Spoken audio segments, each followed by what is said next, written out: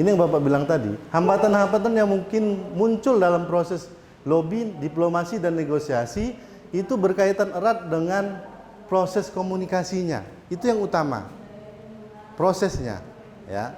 Bagaimana caranya kita bisa bicara dengan lawan kita, dengan orang lain, ya. Prosesnya itu, ya, proses komunikasinya bisa disebabkan oleh faktor internal dalam diri kita sendiri, mungkin karena kita tidak menguasai materinya, atau mungkin karena kita grogi, lawannya mungkin pendidikannya lebih di atas kita, atau ekonominya lebih di atas kita. Mungkin itu faktor dari ketidakpercayaan diri kita. Dan ada faktor eksternal, karena mungkin si Nurhaliza orang kaya kan, terus Bapak yang bicara di sini, Pak Reza, gitu.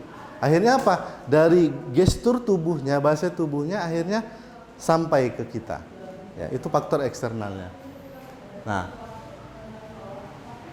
semua itu tertuju pada diri kita.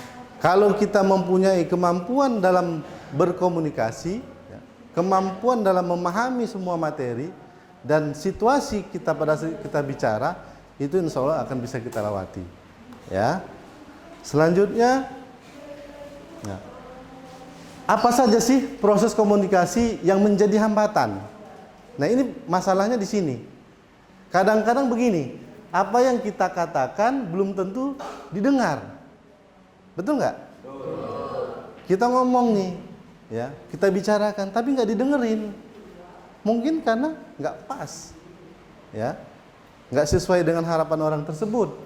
Yang kedua, masalahnya ada lagi, apa yang didengar belum tentu dimengerti. Dia dengar nih, tapi nggak ngerti. Kenapa? Mungkin kita menyampaikannya bahasanya nggak jelas, lugas, tegas gitu, ya. Akhirnya apa? Orang nggak ngerti, apa sih maksud Pak Reza itu, gitu, ya, nggak ngerti.